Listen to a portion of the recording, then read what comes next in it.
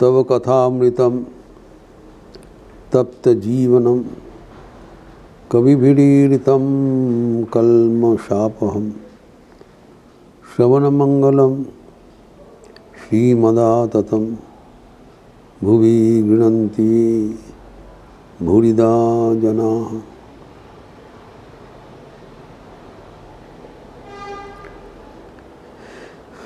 आदि गुरु दत्तात्रेय जी कैसे साधारण दृश्यमान जगत से भी शिक्षा ग्रहण करते थे और उनको अपना गुरु बनाया। ये हमें सिखाते हैं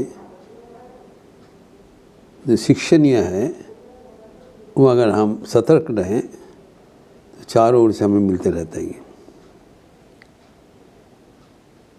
तो 24 गुरु की परंपरा में हम देखे हैं कि उन्होंने पृथ्वी, वायु, आकाश एवं जल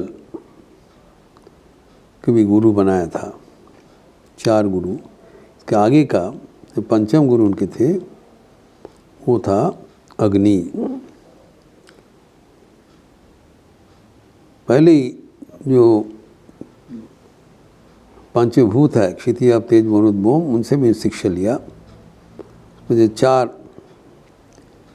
का हम लोग चर्चा किया था। जो पंचम जो भूत है वह है अग्नि।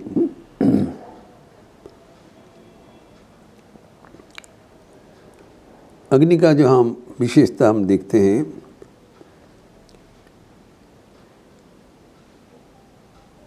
कि जो भी अग्नि में हम देते हैं अग्नि उसको ग्रहण कर लेते हैं एवं वो अग्नि का आकार, अग्नि का धर्म ले लेते हैं, लेकिन वो अग्नि अपने को बदलता नहीं। इस अग्नि में एक लोहे का टुकड़ा अगर दिया जाए तो लोहे को अग्नि अपना स्वरूप में बना लेंगे, लेकिन लोहा नहीं बनेगा। लोहा जैसे अग्नि का वर्ण है, लोहा ऐसे दूसरा वर्ण है तो अग्नि वर्ण ग्रहण करेंगे। जैसे कैला काला है, अग्नि में देने से वो अग्नि का जैसे लोहित वर्ण ले लेंगे, लेकिन अग्नि अपना स्वरूप नहीं बदलेगा एवं अग्नि उसको पवित्र भी कर देते हैं। कहा जाता है सद्गुरु ज्ञान दान करते हुए सबको पवित्र कर देते हैं एवं गुरु के स्वरूप में का आनयन करते हैं। सद्गुरु पावे भेद बतावे जब ज्ञान करे उपदेश, कैला को मैला छूटे जब आग करे प्रवेश। कैला का जो वर्ण है, कैला का जो मालिन्य है, जब अग्नि के साथ युक्त होता है वो कैला अग्नि में परिवर्तित हो जाता है, अग्नि का धर्म ले लेते हैं।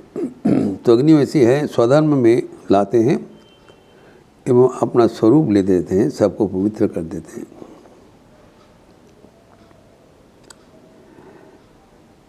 एवं अग्नि का जो तेज, जो दीप्ति, जो पवित्रता, वो सब में संक्रामित कर देते हैं। तो अग्नि का एक आश्चर्य क्षमता है जो विलक्षण है, जो कि अपने तेज से सबको पवित्र कर देती है। इसलिए कहा जाता है कि अग्नि का जो उत्ताप है वो हमारे मैला को निकाल देने के लिए कामदायी होता है। जैसे सोना में अगर कोई खद रहेगा, सोना को जब गर्म किया जाएगा, अग्नि के साथ संयुक्ति होगा,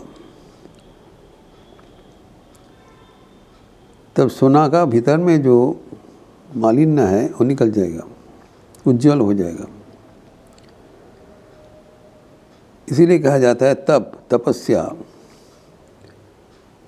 तपस्या हमारे जीवन को पवित्र कर देते हैं कि तब भी अग्नि जैसा हमें तप्त कर देते हैं। भीतर का जो अपवित्रता है, जो अशुद्धि है, उसको नाश कर देते हैं।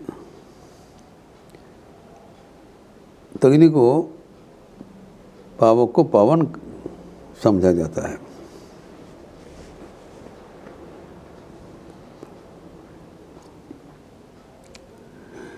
एवं अग्नि में जो कुछ दिया जाता है, अग्नि उसको निशेष रूप से जला देते हैं, कोई बाकी नहीं रखता है। भगवद गीता में इसका उदाहरण उल्लेख करते हुए 4th अध्याय के 37वें श्लोक में कहा गया है, जथी धांसी समिद्धोग्नि भस्मसात कुटितेर्जुना ज्ञानाग्नि सर्वकर्माणि भस्मसात कुरुते तथा। जैसे ईधांसी मतलब काष्ठादि, जो समिद्ध अग्नि, जो प्रज्वलित जो अग्नि निशेष करके भस्म कर देते हैं, वैसे ही हमारे भीतर जो गुरु का दिया हुआ ज्ञानाग्नि हमारे सर्व पाप सर्व कर्म को निशेष करके जला देते हैं। ज्ञान से हमारे जो प्रारब्ध कर्म निशेष हो जाता है, कुछ नहीं रहता है।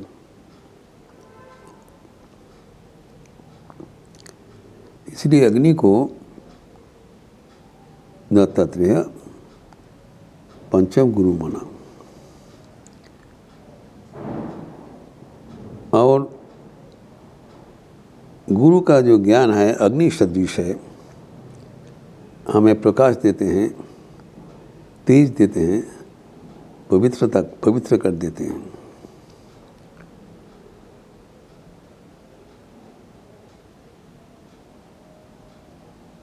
तो अग्नि एक प्रधान गुरु मानते हुए दत्तात्रेय का 6ठ गुरु था चंद्रमा। चंद्रमा में कलाओं का राजविधि होती है। प्रतिपद द्वितीया तृतीया करते करते पूर्णिमा में पूर्ण आकार ग्रहण करेंगे, फिर उसके घटते हुए अमावस्या में बिल्कुल चंद्रमा म्लान हो जाएंगे। लेकिन चंद्रमा एक ही रूप रहता है।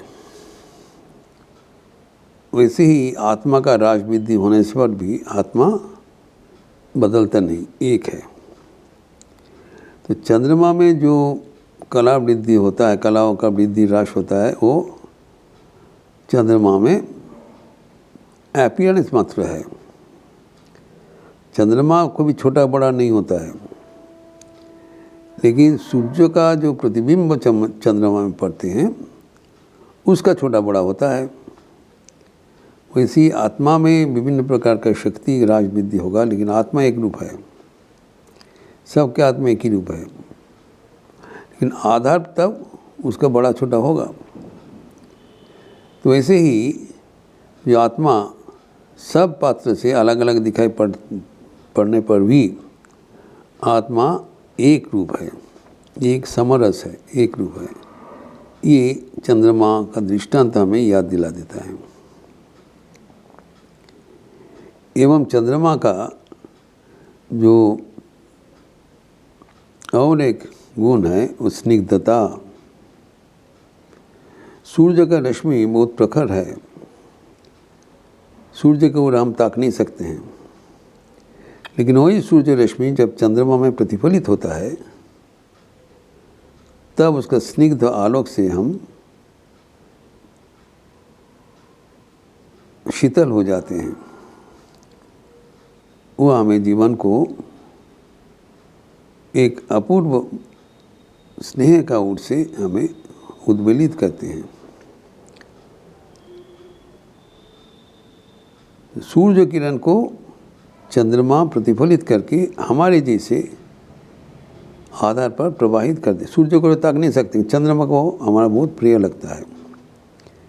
वैसे ही गुरु चंद्रमा के भांति ज्ञान सूर्य है वो अपने ओर लेते हुए उसको प्रतिफलित करते हुए, स्टेप डाउन करते हुए जो उनके आश्रित शिष्य वर्गों में वितरित करते हैं। गुरु हमारे लिए परम आदरणीय है। गुरु हमें निर्भय से गुरु के पास जा सकते हैं, लेकिन परमात्मा के पास नहीं। परमात्मा उज्ज्वलतम सूर्य है। जैसे श्री कृष्ण जब अर्जुन के पास गुरु रूप में था, वो सहजलभ्य था। जब उन्होंने अपना स्वरूप प्रकाश किया तब अर्जुन उसको ताक नहीं सका। भगवद गीता के एकादश शब्द में कहते हैं, जिस सहस्र सूर्य जैसे एक साथ गगन में उत्थित होने से जैसे प्रखर तेज होगा, वो उनको अस्त व्यस्त कर दिया। वो कहते हैं ये बंद करिए। इसी गुरु जी इतने आध्यात्मिक जो विराट ज्योति समस्त ज्ञान भंडार को अपने ओर समेट लेकर जो प्रयोजन अनुसार शिष्य को उद्बुद्ध करते हैं और उससे हमारा काम बन जाता है। ये चंद्रमा का एक विराट जो प्रेरणा है वही दत्तात्रेय जी ग्रहण किया और चंद्रमा को अपना जो षष्ठ गुरु मान लिया।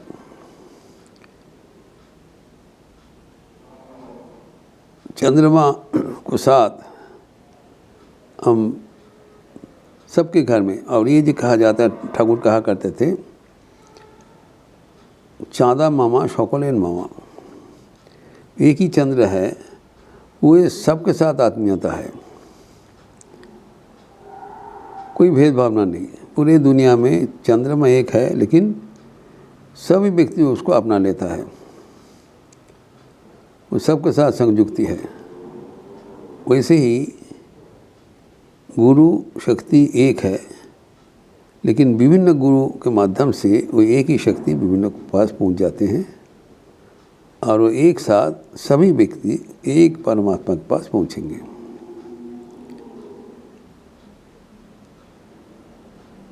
इसीलिए चंद्रमा एक अन्यतम मुख्य गुरु बना। इसके आगे जो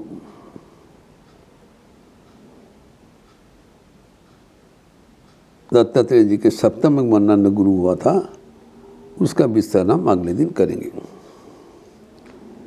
ओम शांति शांति शांति। हरि ओम तत्सत। श्री राम कृष्णार्पणमस्तु। आज रविवार का अवसर है, सुबह से जप यज्ञ चल रहा है। आप अपने अपने निर्धारित समय पर अवश्य जप योग में अंशग्रहण करते हुए ये विश्वव्यापी जो पावन जप का स्रोत चल रहा है उसमें अंशग्रहण करेंगे। इंटरनेट के माध्यम से जो टाइम दिया गया है उसमें शायद अपना अपना स्थान में बैठकर भगवान का नाम करें। और शाम को संध्या आरती के उपरांत सामूहिक भजन होगा, लिपि दिया जाएगा। आप सबका स्वागत है। अच्छे रहिए, स्वस्थ रहिए, आनंद में रहिए। नमस्कार।